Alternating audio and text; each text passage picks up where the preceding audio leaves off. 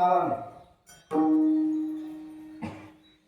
या सगळ्या पृथ्वीतला किती संप्रदाय त्याचं दर्शन जवळजवळ आपण मुंबईला घेऊन घडतो. कसे कसे संप्रदाय एक एक संप्रदाय मला भेटला म्हणजे आमच्या संप्रदायात फार कडक आहे महाराज.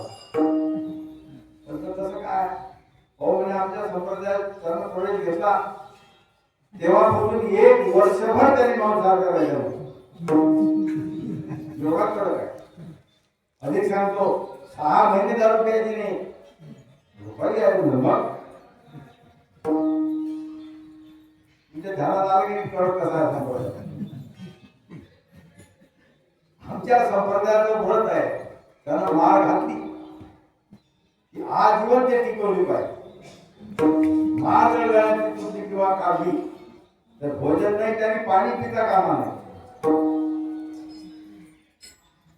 अवश्य भक्षण करायचं नाही, अपेयपान करायचं नाही, खोटं बोलायचं नाही, एकादशी व्रत करायचं, हरिपान घ्यायचा, काकडा करायचा, आषाढी कार्तिकी पंढरीची वारी करायची. बापरे मी येते कोण येईल तुमच्याजवळ नाही येत नाही.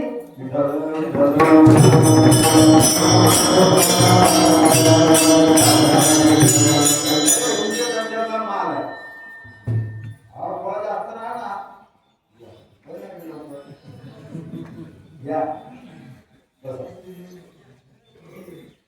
मग त्या भावात तुम्ही विकता.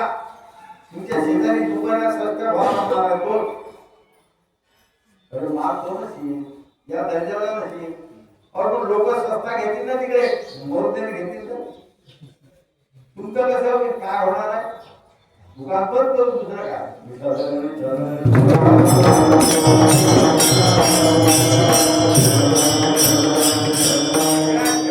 सगळ्या संप्रदाय आमचा भारतीय संप्रदाय असते की साधू बोल नावाचा पुस्तक गुलाब त्याच्यात मी मानतो. ते म्हणत मी कोणत्या संप्रदायाचा अभिमानी नाही पण सगळ्या जगात गुरुस्थानी शोधणारा वारकरी संप्रदाय असं माझं काम झालं आहे.